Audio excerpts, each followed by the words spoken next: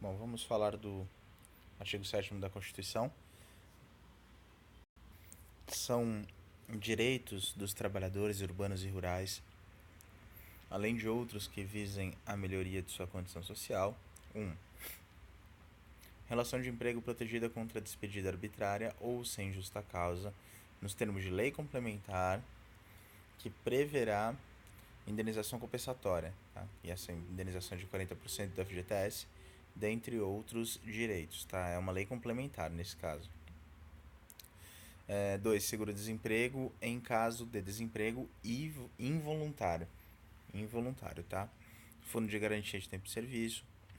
Salário mínimo fixado em lei, nacionalmente unificado, capaz de atender às suas necessidades vitais básicas e as de sua família, com moradia, alimentação, educação, saúde, lazer, vestuário, higiene, transporte e previdência social, com reajustes periódicos que lhe preserve o poder aquisitivo, sendo vedada a sua vinculação para qualquer fim. É vedada a vinculação do salário mínimo para qualquer fim. Piso salarial proporcional à extensão e à complexidade do trabalho. Irredutibilidade do salário, salvo disposto em convenção ou acordo coletivo. Garantia de salário nunca inferior ao mínimo para os que percebem remuneração variável. 13º salário com base na remuneração integral ou no valor da aposentadoria. Remuneração do trabalho noturno superior à do diurno. Proteção do salário na forma da lei, constituindo crime sua retenção dolosa. Participação nos lucros ou resultados desvinculada da remuneração e, excepcionalmente, participação na gestão da empresa, conforme definido em lei, tá? Essa participação dos lucros ela é desvinculada da remuneração. Que o salário família pago em razão do dependente do trabalhador de baixa renda nos termos da lei. A duração do trabalho normal não superior a 8 horas diárias e 44 semanais. Facultada a compensação de horários e a redução da jornada mediante acordo ou convenção coletiva de trabalho.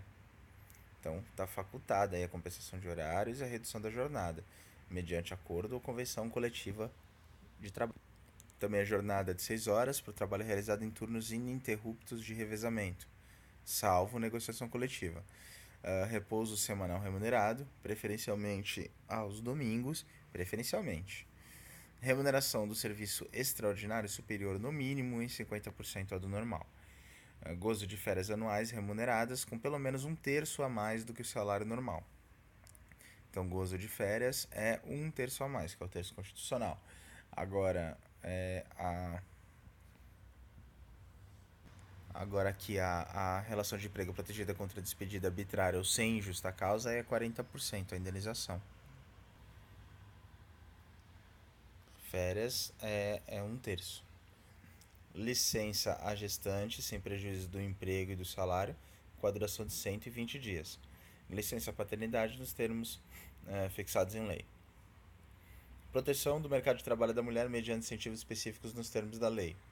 Aviso prévio proporcional ao tempo de serviço, sendo no mínimo de 30 dias nos termos da lei.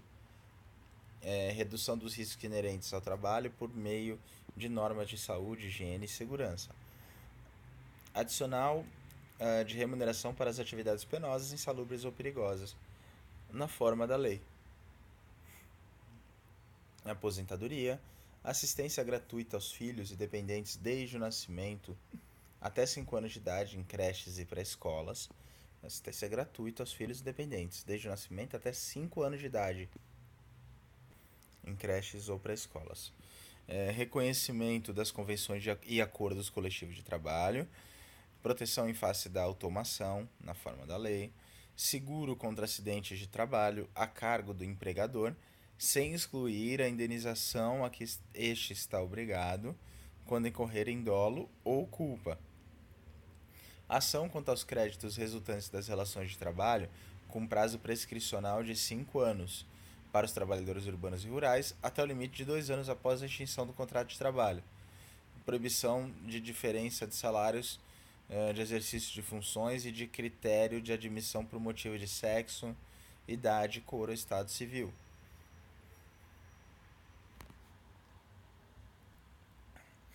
Proibição de qualquer discriminação no tocante a salário e critérios de admissão do trabalhador portador de deficiência, tá? Só que olha só, aqui não tem exercício de função. Comparar aqui os dois. Proibição de diferença de salários, 1. E de exercício de funções, 2. Tá? E de critério de admissão, 3. Por motivo de sexo, idade, cor ou estado civil. Então, salário, exercício da função e admissão, critério de admissão. Aqui, para o deficiente, proibição de qualquer discriminação no tocante a salário, 1, e critério de admissão, 2. Ele pula exercício de função, tá? O portador de deficiência não fala nada sobre exercício de função, até porque muitas vezes a função pode ser diferenciada, tá? Mas a discriminação em si é proibida. Proibição de distinção entre trabalho manual, técnico e intelectual, ou entre os profissionais respectivos. Proibição de trabalho noturno, perigoso ou insalubre a menores de 18 anos e de qualquer trabalho a menores de 16 anos, salvo na condição de aprendiz aos 14 anos. Está proibido de qualquer trabalho noturno, perigoso ou insalubre, tá? Proibição de trabalho noturno insalubre a menores de 18 anos e de qualquer trabalho a menores de 16 anos, salvo na condição de aprendiz a partir de 14 anos. Igualdade de direitos entre trabalhador com vínculo empregatício permanente e o trabalhador avulso, tá? Agora, são assegurados a categoria dos trabalhadores domésticos, os direitos previstos nos incisos, e aí fala os incisos e tal, e atendidas as condições estabelecidas em lei e observadas a simplificação do cumprimento das obrigações tributárias, principais e acessórias decorrentes da relação de trabalho e das suas peculiaridades, previstos nos incisos, e aí fala também os incisos, tá? Bem como a sua integração à Previdência Social. Aqui a gente vai já destrinchar, artigo 11. Nas empresas de mais de 200 empregados, mais de 200, é assegurada a eleição de um representante destes, com a finalidade exclusiva de promover-lhes o entendimento direto com os empregadores. Tá? Empresa com mais de 200 empregados, é assegurada a eleição de um representante. A CLT, aí com a reforma, passou a regulamentar. Nas empresas com mais de 200 empregados, é assegurada a eleição de uma comissão, agora eu já falei comissão, para representá-los com a finalidade de promover-lhes o entendimento direto com os empregados.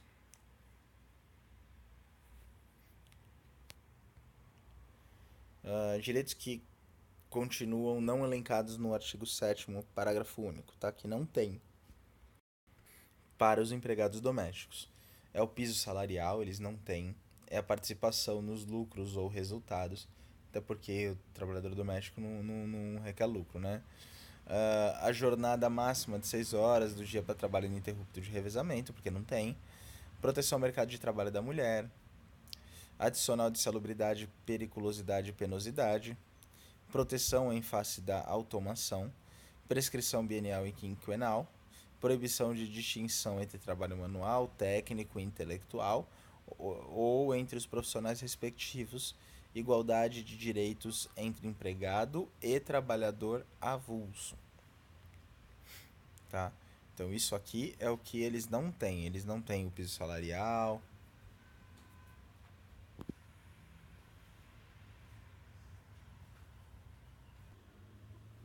Não há participação nos lucros ou resultados. Eles também não têm jornada máxima de 6 horas, porque não tem turno ininterrupto de revezamento. Não tem proteção ao mercado de trabalho da mulher. E é engraçado porque tem muita mulher, né?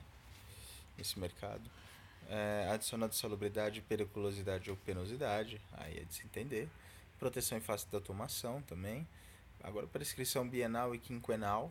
Não sei porque não tem, mas não tem. Proibição de distinção entre trabalho manual, técnico e intelectual, entre os profissionais respectivos. Também não tem essa necessidade. Igualdade de direitos entre empregado e trabalhador avulso.